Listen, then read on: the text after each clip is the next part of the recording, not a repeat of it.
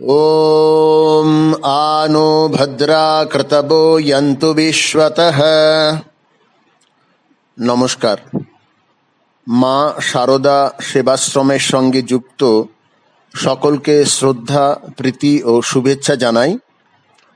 আমরা এ পর্যন্ত 5 দিন ভারতীয় হিসেবে গর্ববোধ করব কেন এই বিষয়ে আলোচনা করেছি। আজ আমাদের 6ষ্ঠ পর্বের আলোচনা শুরু করার আগে তোমরা যারা আছো এখানে, তোমাদের যদি কোনো প্রশ্ন থাকে তা নির্দ্বিধায় বলতে পারো। স্যার, আমার প্রণাম নেবেন। আমার একটা প্রশ্ন আছে।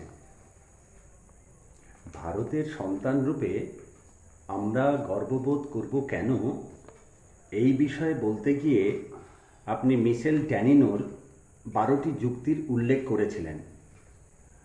আপনি এও বলেছিলেন যে পৃথিবীতে যে 5টি সভ্যতা সংস্কৃতির আত্মপ্রকাশ ঘটেছিল সেগুলির মধ্যে ভারতের সভ্যতা ও সংস্কৃতি অনন্য, শ্রেষ্ঠত্বের দাবি রাখে। কিন্তু স্যার, যে কোনো সভ্যতা ও সংস্কৃতির যথার্থ পরিচয় বহন করে সেই সমাজে নারী জাতির অবস্থা। আমাদের প্রাচীন ভারতবর্ষে তো নারী জাতির অবস্থা অত্যন্ত করুণ ছিল।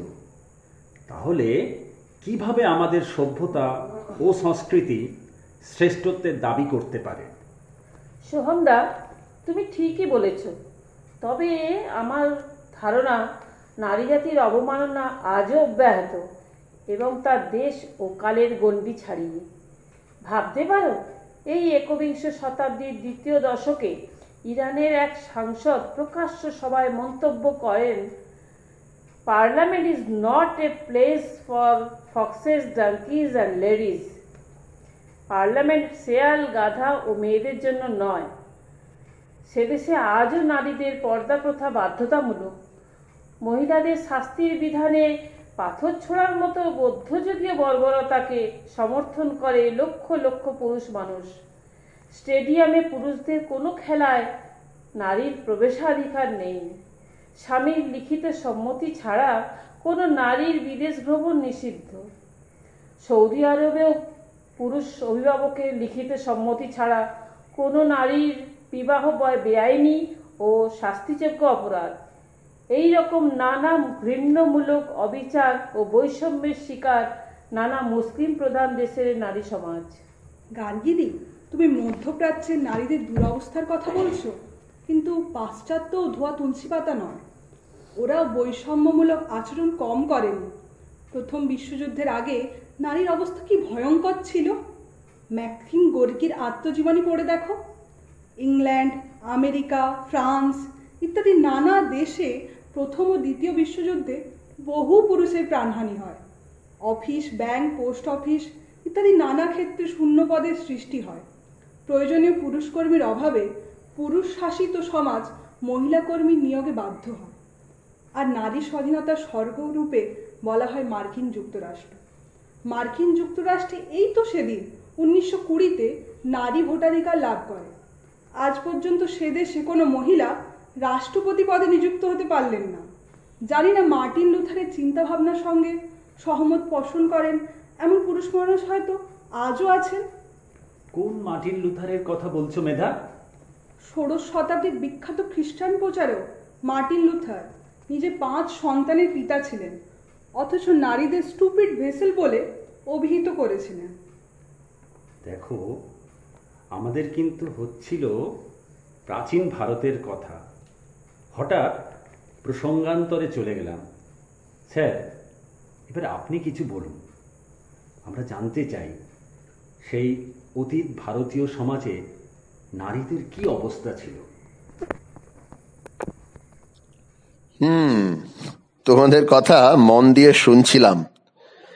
তা তোমরা তো মোটামুটি একটা সিদ্ধান্ত করেই ফেলেছ যে প্রাচীন ভারতে নারী সমাজ অবমাননাকর জীবনযাপন করত, তাই তো? সোহম, তুমি ঠিকই বলেছ। একটি দেশ ও জাতির সভ্যতা ও সংস্কৃতি উন্নত নাকি নিম্ন স্তরের তা যাচাই করতে হলে দেখতে হবে সেই দেশ ও জাতি নারী সমাজের প্রতি কি দৃষ্টিভঙ্গি পোষণ করে।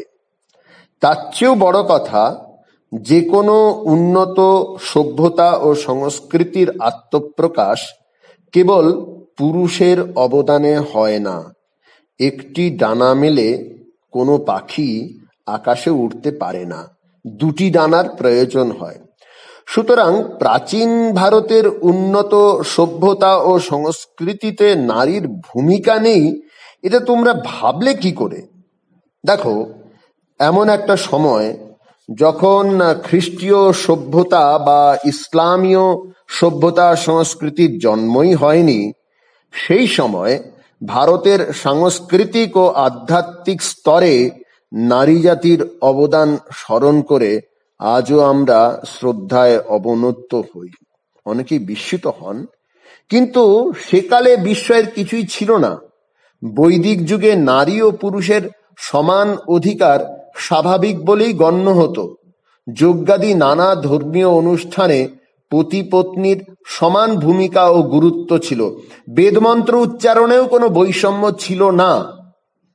দেখো, সমাজে নারীর অবস্থা পুরুষের চেয়ে হীন ছিল এমন কোনো প্রমাণ পাওয়া যায় না, বরং মেধা ও প্রজ্ঞায় শ্রেষ্ঠত্বের আসন গ্রহণ করেছিলেন বহু ভারতীয় নারী। আচ্ছা বলো তো, পৃথিবীর প্রাচীনতম গ্রন্থ কি?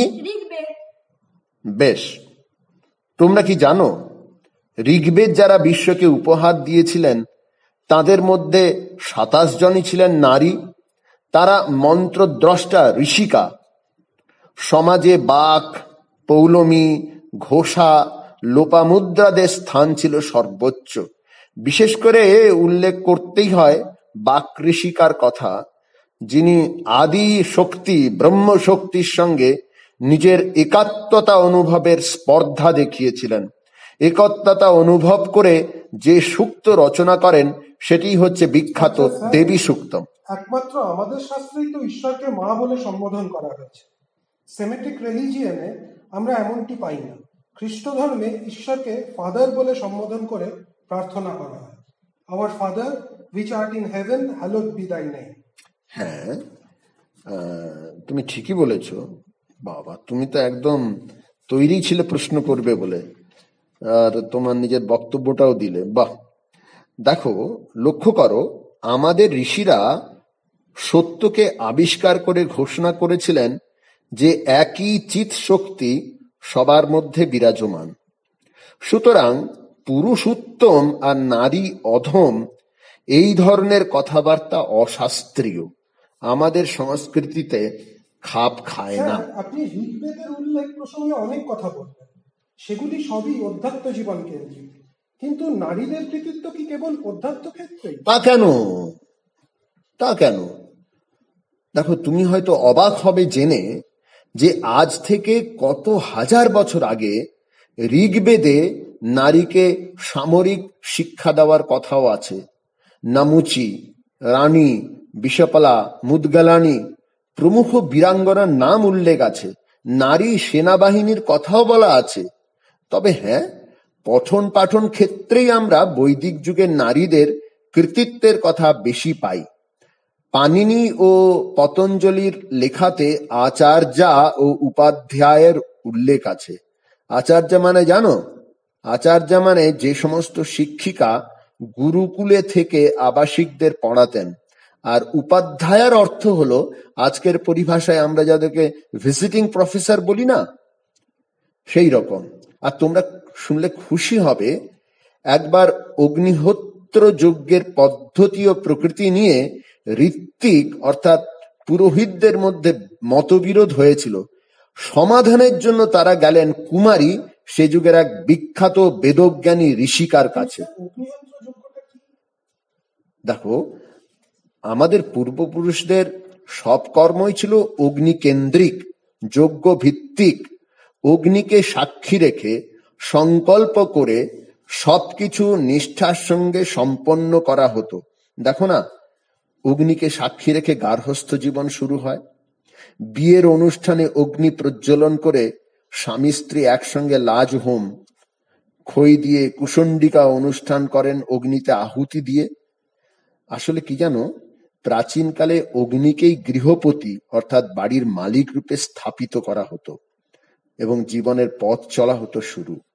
এই যাত্রা শেষ হতো অগ্নিতেই, দেহটিকে আহুতি দিয়ে, যার নাম অন্ত্যেষ্টি ক্রিয়া অর্থাৎ শেষ ইষ্টি বা যজ্ঞ অনুষ্ঠান। এখন তো শুধু নামটাই আছে, তাৎপর্য হারিয়েছে। ভারতে অগ্নিহোত্র যজ্ঞ অনুষ্ঠিত হয়? হ্যাঁ, এখনো আহ, আগে তো বাড়িতে বাড়িতেই হতো। এখন উত্তর ও দক্ষিণ ভারতে কেউ কেউ অগ্নিহোত্র যজ্ঞ করেন, তবে অত্যন্ত সংক্ষেপে। আমিও একটা বাড়িতে দেখেছি গৃহস্বামী সংক্ষেপে একবেলাই করেন। স্যার, আমরা কিন্তু মূল আলোচনা থেকে সরে যাচ্ছি। আপনি বৈদিক যুগের বহু মহীয়সী নারীর কথা বলেছেন। সিদ্ধান্ত করতে পারি বৈদিক যুগে নারী বিশেষ সম্মান ও মর্যাদার সঙ্গেই জীবনযাপন করতেন। অবশ্যই, অবশ্যই। দেখো, সমকালীন যে কোনো দেশের নারীর চেয়ে ভারতীয় নারী স্বাধীন ও মর্যাদা সম্পন্ন ছিলেন, এটা ভুলে যেও না। তোমরা অবাক হবে, সে যুগে লাভ ম্যারেজও হতো। আবার ইচ্ছে করলে কোনো নারী অবিবাহিতা থাকতে পারতেন। বালক বালিকা উভয়েরই উপনয়ন সংস্কার হতো। বাল্য বিবাহের কোনো উল্লেখ আমরা ঋগ্বেদে পাই না। আচ্ছা স্যার, বৈদিক যুগের পরবর্তীকালের চিত্রটা কিরকম?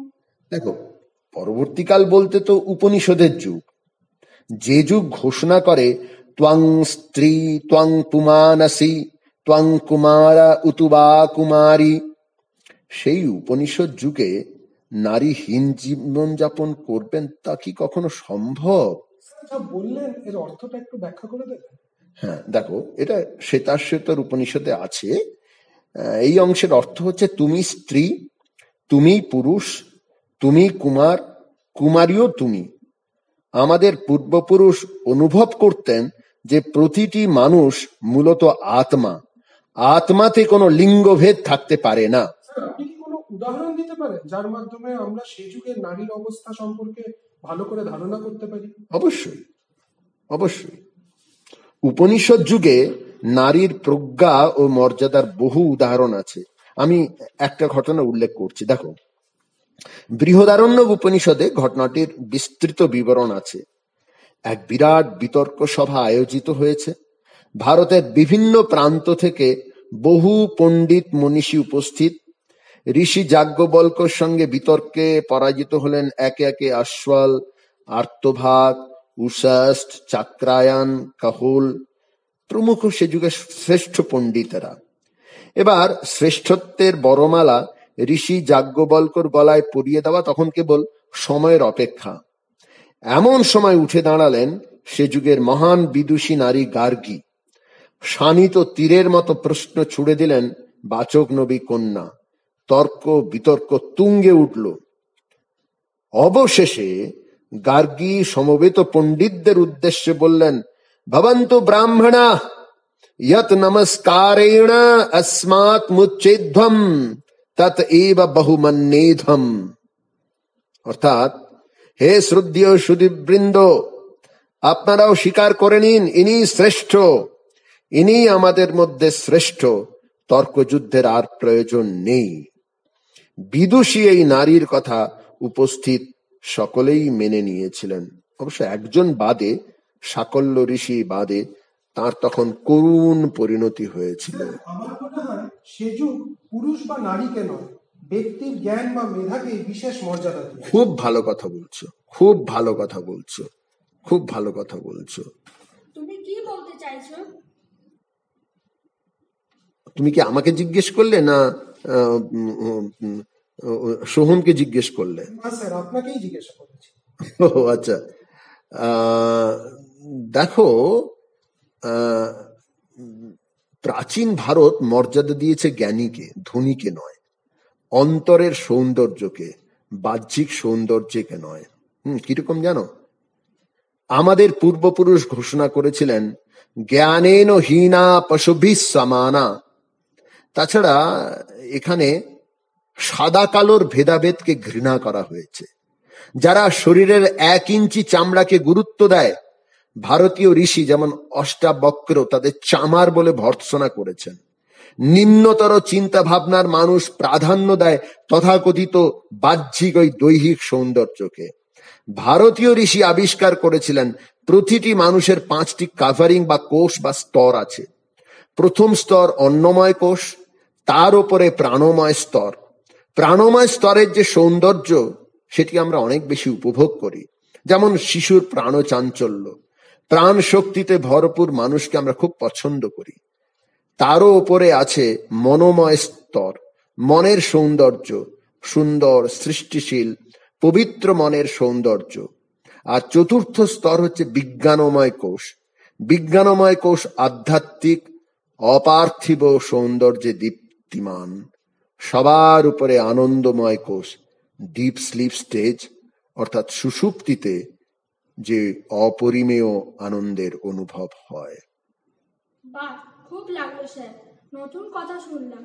সত্যি আমাদের পূর্বপুরুষ কত গভীর মনন শক্তির অধিকারী ছিলেন। আচ্ছা স্যার, উপনিষদ পরবর্তী যুগে নারীদের কি অবস্থা ছিল? দেখো, উপনিষদ পরবর্তী যুগ পুরাণের যুগ, স্মৃতিশাস্ত্রের যুগ। আমার ধারণা এই যুগে নারীর মর্যাদা তুলনায় কিছুটা ক্ষুণ্ণ হয়েছিল। তবে মনু মহারাজ তার মনু সংহিতায় আবেদন রেখেছিলেন, কন্যা পেবং পালনীয়া শিক্ষা নিয়াতি যত্নতঃ। তার মতে কন্যাকে যত্নের সঙ্গে পালন ও শিক্ষাদান প্রতিটি পরিবারের কর্তব্য। তিনি আরো বলেছেন, যত্র নারয়ন্তু পূজ্যন্তে রমন্তে তত্র দেবতাঃ। অর্থাৎ যেখানে নারী শ্রদ্ধার সঙ্গে সম্মানের সঙ্গে বাস করেন সেখানে দেবতাও বাস করেন। সেই মনুর কথা বলছেন যিনি নারী বিদ্বেষী রূপে বিশেষভাবে নিন্দিত? মনু সংহিতা তো নারী স্বাধীনতার বিরুদ্ধে কথা বলেছে। মনু সংহিতার রচয়িতা কঠোরভাবে বর্ণাশ্রমের কথা বলেছে, অসবর্ণ বিবাহকে সমাজ বিরোধী কাজ বলে আখ্যায়িত করেছে। আচ্ছা, তুমি কি মনু সংহিতা পড়েছো? না স্যার, শুনেছি, অনেককেই বলতে শুনেছি। এটাই দুঃখের। নিজে না পড়ে পরের মুখের ঝাল খেয়ে বলা। তুমি কি জানো মনু সংহিতায় অসবর্ণ বিবাহ, অর্থাৎ তোমরা যাকে ইন্টারকাস্ট ম্যারেজ বলো, তার সায় রয়েছে। এমনকি সে যুগের ব্রাহ্মণ যারা শিক্ষা দীক্ষা ও চরিত্রে প্রথম সারির বলে গণ্য হতেন, ব্রাহ্মণ বলতে কিন্তু আমি আজকের পুরোহিতদের কথা বলছি না, যারা শিক্ষা দীক্ষা চরিত্রে প্রথম সারির, তাদের বলা হয়েছে যে ব্রাহ্মণ, ক্ষত্রিয়, বৈশ্য, শূদ্র যে কোনো বর্ণের কন্যাকে তারা বিবাহ করতে পারেন। সে যুগে এটা চলও ছিল। তুমি জানো মনু এটিও স্পষ্ট বলেছেন, উপযুক্ত পাত্র না পাওয়া গেলে নারীর পিতৃগৃহে মর্যাদার সঙ্গে থাকার পূর্ণ অধিকার আছে। স্যার, আমি প্রথমেই বলে দিই যে আমি কিন্তু মনুসংহিতা পড়িনি, তবে অনেকেই গালমন্দ করতে শুনি, বিশেষ করে রাজনৈতিক নেতা নেত্রীদের। আমার প্রশ্ন, মনুসংহিতার নীতি নিয়ম কি হিন্দু ধর্মাবলম্বীদের অবশ্যই পালনীয়? দেখো, প্রথম কথা, হিন্দু ধর্ম গ্রন্থ সর্বস্ব নয়। কোন একটি গ্রন্থের প্রতিটি কথা মানতেই হবে, তা না হলে তুমি ধর্মচ্যুত হবে, এ কথা হিন্দু ধর্ম বলে না। মূল কয়েকটি পরীক্ষিত সত্য হিন্দু ধর্মের ভিত্তি। এছাড়া তোমার পূর্ণ স্বাধীনতা আছে কোন মত ও পথ অবলম্বন করে তুমি তোমার অন্তর্নিহিত দেবত্বকে প্রকাশ করবে। মনুস্মৃতি, যাজ্ঞবল্ক স্মৃতি, রঘুনন্দন স্মৃতি ইত্যাদি নানা সময় রচিত হয়েছে। এগুলির অনুসারে হিন্দু সমাজ সুনিয়ন্ত্রিত জীবনযাপন করত। তবে হ্যাঁ, ওই স্মৃতিগুলো সেই কালে উপযোগী। আজ সেগুলির উপযোগিতা নাও থাকতে পারে। নবাবী আমলের টাকা তো বাদশাহী আমলে চলে না। স্মৃতিকারেরাও যে নির্দেশাবলী যুগের উপযোগী নয় সেগুলি কিন্তু বর্জনের স্বাধীনতা দিয়েছেন। অবশ্য মনুস্মৃতিতে নির্দেশিত বহু বিষয় আজও কিন্তু প্রাসঙ্গিক। ব্যক্তি জীবনে আমার আচরণ কেমন হওয়া উচিত, কোন 5টি কর্তব্য প্রত্যেক মানুষের আবশ্যিক, দান করব কেন, কিভাবে ইত্যাদি নানা দিক নির্দেশিকা এই একবিংশ শতাব্দীতেও কিন্তু প্রযোজ্য। তোমরা জানো স্বামী বিবেকানন্দ তার আমার সমরনীতি মাই প্ল্যান অফ ক্যাম্পেইন বক্তৃতায় মনুসংহিতায় বলা দানের প্রকৃতির বিশেষ উল্লেখ করেছেন। মনু সাবধান করে বলেছেন, অপাত্রে যিনি দান করেন আর বিশেষ স্বার্থ সিদ্ধির জন্য যিনি দান করেন তাদের দুর্গতি হয়। তাছাড়া অযোগ্যের পক্ষে দান গ্রহণ করা পরে কিন্তু বিড়ম্বনার কারণ হয়। স্যার, কেউ কেউ দেখনদারির জন্য দান করেন, অর্থাৎ কোনো অভাবী মানুষকে 2 প্যাকেট বিস্কুট, একটা সাবান আর একটা মাস্ক দেওয়ার ছবি তুলিয়ে হোয়াটসঅ্যাপ করছেন। এরকম কি করা উচিত? অবশ্যই না স্যার, অবশ্যই না স্যার। আপনি উপনিষদ পরবর্তী যুগে নারীদের অবস্থা নিয়ে বলছিলেন। পুরাণের যুগে যদি সীতাকে আমরা নারী সমাজের প্রতিনিধি ধরি, তাহলে বলবো সে যুগের নারী অত্যন্ত অসহায়, ভীরু, ব্যক্তিত্বহীন, আহা বেচারি গোছের ছিল। সে কি, তুমি সীতাকে ভীরু বলছো? সীতা চরিত্রে ভীরুতা আবিষ্কার করলে। আচ্ছা, ভীরুতার বিপরীত কি বলতো? সাহসিকতা। আচ্ছা, দেখো, উগ্রতা, রূঢ়তা অবশ্যই সীতার চরিত্রে নেই, কিন্তু তাই বলে তুমি মনে করো না যে সীতা দুর্বল, ভীরু, আত্মমর্যাদাহীন নারী। তার চারিত্রিক মাধুর্য, নম্রতাকে ভীরুতা মনে করা অন্যায়। যদি তিনি দুর্বল, ভীরু প্রকৃতির হতেন, তাহলে কি পারতেন রাবণের বাহুবল, শত প্রলোভনের মোকাবিলা করতে? পারতেন কি তিনি রাবণকে তীব্র ভর্ৎসনা করতে? মোহগ্রস্ত রাবণকে তিনি সাবধান করে বলেছিলেন, সিংহী মাম, তুমি নীচ ধূর্ত শিয়াল হয়ে সিংহীকে কামনা করছো। সীতার সতীত্বের তেজের কাছে বলশালী, ঐশ্বর্যশালী রাবণ নতি স্বীকার করতে বাধ্য হয়েছিলেন। দেখো, শান্ত নম্র সীতা প্রয়োজনে তার ক্ষত্রিয় সুলভ দৃঢ়তা ও বলিষ্ঠতা প্রকাশ করতে কখনো কুণ্ঠিত হননি। স্মরণ করো তো রামচন্দ্রের বনবাসের প্রাক্কালের ঘটনা। রামচন্দ্র চাইছেন সীতা অযোধ্যায় রাজমহলেই থাকুন, কারণ বনবাসের কষ্টকর জীবন তার পক্ষে অসহনীয় হবে। প্রখর আত্মমর্যাদা সম্পন্না সীতা তা চাইলেন না। ভোগ বিলাস, রাজ ঐশ্বর্যে তার বিন্দু মাত্র আগ্রহ নেই। রামচন্দ্র সীতাকে নিরস্ত করার জন্য বারবার বনবাসের ভয়াবহ চিত্র তুলে ধরছেন। সীতা বলছেন দুঃখ যন্ত্রণাকে তিনি ভয় পান না। এদিকে রামচন্দ্র নিজের সিদ্ধান্তে অটল। তিনি কিছুতেই চাইছেন না তাঁর স্ত্রীকে দুঃখ কষ্টের ভাগী করতে। স্ত্রীর নিরাপদ ও স্বাচ্ছন্দ্যের জীবন নিশ্চিত করা স্বামী হিসেবে তার কর্তব্য। এইবার দেখো সীতার তেজোদ্দীপ্ত কথা, তার তেজোদ্দীপ্ত প্রশ্ন। আমার পিতা মিথিলাধিপতি কি আমাকে এক পৌরুষীন পুরুষের হাতে সমর্পণ করেছিলেন? কিং ত্বামন্নত বৈদেহ পিতা মে মিথিলা বিপহ রাম জামাতরং প্রাপ্য স্ত্রিয়ং পুরুষ বিগ্রহং। সীতার আরো প্রশ্ন, কার ভয় ভীত তুমি? নিজেকে শক্তিহীন ভাবছো কেন? তিনি আরো বললেন, সুখ স্বাচ্ছন্দ্যের আমি তোয়াক্কা করি না। কি বলো, এগুলো কি সীতার ভীরুতার পরিচয়? সীতার যুক্তি ও দৃঢ়তার কাছে রামচন্দ্র হার মানতে বাধ্য হয়েছিলেন এবং তিনি বলতে বাধ্য হলেন, তুমি যে আমার সঙ্গে বনে যেতে চাইছো, এই সিদ্ধান্ত তোমার ও আমার উভয়েরই বংশমর্যাদার যোগ্য হয়েছে। কি তুমি কি এখনো সীতাকে নিস্তেজ, অসহায়, ভীরু বলবে? স্যার, বেদ, উপনিষদ, পুরাণ পরবর্তী যুগে নারীদের অবস্থার কিন্তু অবনতি হয়েছিল। হ্যাঁ স্যার, বুদ্ধদেবের মতো মহাপুরুষও নারীর স্বাধীনতা খর্ব করেছিলেন। বৌদ্ধ সঙ্গে সন্ন্যাসিনীর স্থান ছিল সন্ন্যাসীর পদতলে, তিনি যদি বয়স্কা হন তবুও। দেখো, বুদ্ধদেব ছিলেন সাম্যের আচার্য, হৃদয়বত্তায় বুদ্ধ দ্বিতীয়। তিনি প্রচার করেছিলেন প্রত্যেক নরনারীরই আধ্যাত্মিক জ্ঞানার্জনের সমান অধিকার। প্রাচীন ভারতে নারীকে আপন ভাগ্য জয় করার অধিকারের পক্ষে যে ব্যক্তি সবচেয়ে সরব হয়েছিলেন তিনি গৌতম বুদ্ধ। পৃথিবীর ইতিহাসে তিনি প্রথম যিনি বিবাহিত অবিবাহিত নারীকে সন্ন্যাসিনী রূপে সঙ্গে স্থান দিয়েছিলেন। পঠন পাঠন শিক্ষা দীক্ষার ক্ষেত্রে বৌদ্ধ সঙ্গে নরনারীর মধ্যে কোনো ভেদ ছিল না। আর একটা কথা তোমাদের বলি, তোমরা 21 শতকের দৃষ্টিতে বেদ উপনিষদ বুদ্ধদেবের ভারতকে দেখার চেষ্টা করছো, খুব ভালো। নারী পুরুষের অধিকারে সামান্যতম বৈষম্যেও তোমরা সরব, খুব ভালো কথা। কিন্তু একই সঙ্গে সমসাময়িক ইউরোপের দিকেও তাকাও, তাহলেই ভারতের মহিমা বুঝতে পারবে।